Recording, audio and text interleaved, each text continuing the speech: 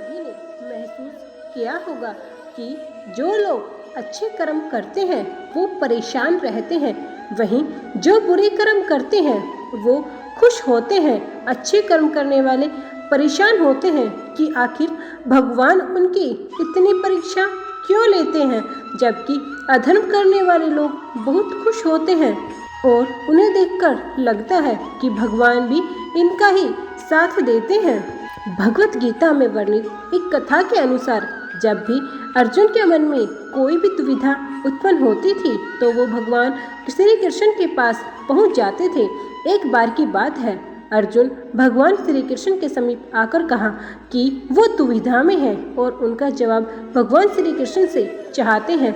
श्री कृष्ण ने पूछा कि क्या सवाल है तुम्हारा? अर्जुन ने कहा, मुझे ये जानना है कि अच्छे लोगों के साथ ही बुरा क्यों होता है, वहीं बुरे लोग खुशहाल दिखते हैं। अर्जुन के मुख से ऐसी बातें सुनकर भगवान श्री कृष्ण मुस्कुराए और कहा, मनुष्य जैसा सोचता है और जैसा महसूस करता है वैसा कुछ नहीं होता, बल्कि अज्ञानता की वजह से वो सच्चाई समझ नहीं पाता।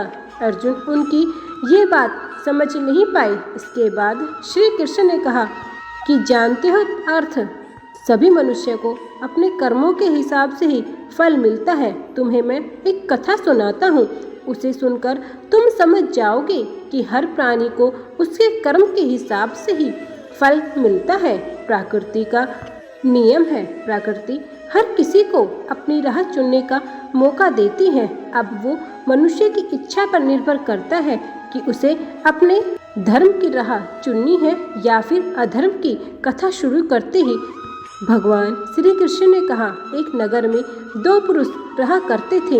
एक पुरुष व्यापारी था, उसके जीवन में धर्म की बहुत महत्व था।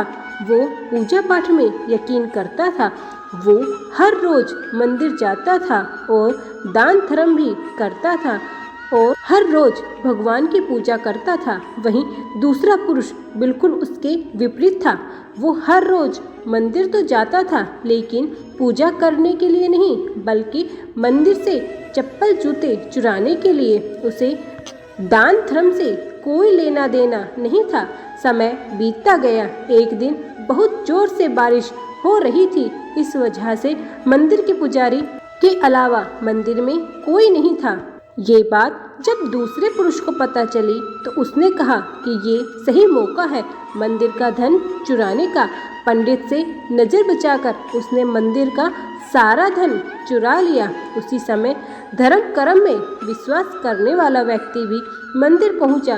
दुर्भाग्य से मंदिर के पुजारी ने उसे चोर समझ लिया और चिल्लाने लगा। वहां के लोग एकत्रित हो गए और उसे बहुत मारा। किसी तरह से वो जान बचाकर मंदिर से भागा तो दुर्भाग्य ने उसका साथ वहां भी नहीं छोड़ा। मंदिर से बाहर निकलते ही गाड़ी ने टक्कर मारी और वो घायल हो गया। फिर वो व्यापारी लंगड़ाते हुए घर जाने लगा तो रास्ते में उसकी मुलाकात उस पुरुष से हुई जिसने मंदिर का धन चुराया था। उसने कहा, आज तो मेरी किस्मत चमक गई है, एक साथ इतना सारा धन मिला है। ये सब देखकर उसे बहुत बुरा लगा और उसने अपने घर से भगवान की सारी तस्वीरें निकाल दी। कुछ सालों बाद दोनों पुरुषों की मृत्यु हो गई। मरने के बाद जब दोनों यमराज की सभा में पहुंचे और भले पुरुष ने दूसरे व्यक्ति को देखा तो उसे बहुत गुस्सा आया। उसने क्रोधित होकर यमराज से पूछ लिया। उसने कहा, मैं तो हमेशा अच्छे कर्म करता था, दान पुण्य में विश्वास करता था, उसके बदले जीवन भर मुझे अपमान और दर्द ही मिला है और इस व्यक्ति को नोटों से भरी पोटली, आखिर ये कैसा भेदभाव है? इस पर यमराज ने कहा, पुत्र तुम गलत समझ रहे हो। जिस दिन तुम्हारी गाड़ी से टक्कर हुई थी वो दिन तुम्हारे जीवन का आखिरी दिन था, परंतु तुम्हारे अच्छे कर्मों की वजह से तुम्हारी मौत सिर्फ एक छोटी सी चोट में बदल गई। तुम इस दुष्ट व्यक्ति के बारे में जानना चाहते हो। दरअसल इसके भाग्य में राजयोग था, मगर इसके कुकर्मों और अधर्म की वजह से इसे सिर्फ एक छोटी सी धर्म की पोटली मिली। कथा सुनाने के बाद भगवान श्री कृष्ण अर्जुन से कहते हैं, पार्थ, अब तुम्हें तुम्हारे सवाल का जवाब मिल गया।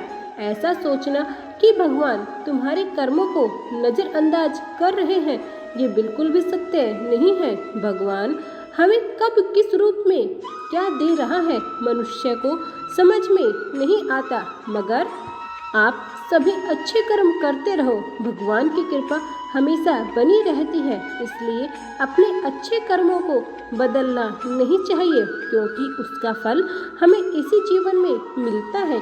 इसलिए मनुष्य का फर्ज है कि उसे अच्छे कर्म करने चाहिए, क्योंकि श्री कृष्ण ने गीता में बताया है कि जिसके द्वारा किया गया जो भी कर्म है वो बेकार नहीं जाता, चाहे वो अच्छा हो या बुरा हो।